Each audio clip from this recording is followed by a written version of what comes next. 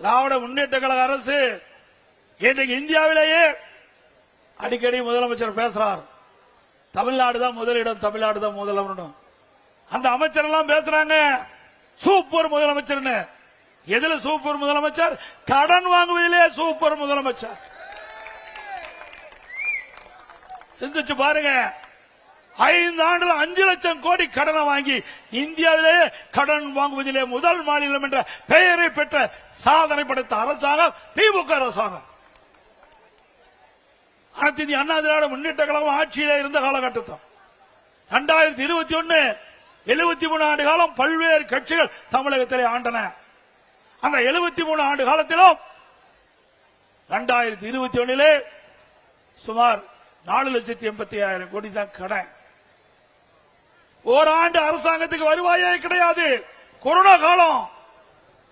அந்த காலகட்டத்தில் கொரோனாவுக்காக 40,000 கோடி அரசாங்கம் செலவு செய்தது. ஆனால் திராவிட முன்னேற்ற கழகத்துக்கு அப்படிப்பட்ட நிலைமை இல்ல. திராவிட முன்னேற்ற கழகம் ஆட்சிக்கு வந்த பிறகு 2020-21 அரசுக்கு வந்த வருவாயை விட 2024-25 திராவிட முன்னேற்ற கழக ஆட்சியில 1,30,000 கோடி கூடுதலாக வருவாய் வந்திருக்குது. ஒரு பக்கம் கூடுதலாக வருவாய், ஆனால் புதிய திட்டங்கள் இல்ல. ஆக இப்படி வருவாய் கூடுதலாக வந்தும் கூட கடன் வாங்குவதற்கு என்ன காரணம்?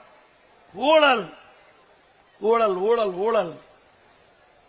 இன்றைக்கு 5 லட்சம் கோடி கடன் வாங்கி அந்த கடனை எப்படி மக்கள் திருப்பி கட்டுவார்கள் என்பதை எண்ணி பார்க்க வேண்டும்.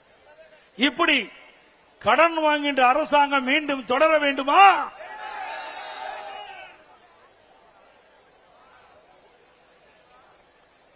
எவ்வளவோ பிரச்சனை நாட்டில் இருக்குது.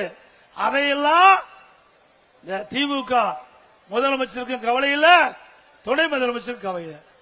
கார் பந்தயம் அது வேணுங்களா? கார் பந்தயம் வேணுமா? என்னங்க கொடுமை. நாட்டு மக்கள் எவ்வளவு கஷ்டப்படுறாங்க, விலைவாசி உயர்வுல கஷ்டப்படுறாங்க. இன்றைக்கு முறையா தண்ணீர் கிடைக்கல, குடி தண்ணீர் கிடைக்கல என்று மக்கள் புலம்பிக் கொண்டிருக்கிறாங்க. ஆனா இன்றைக்கு துணை முதலமைச்சர் உதயநிதி ஸ்டாலின் அவர்கள் நம்முடைய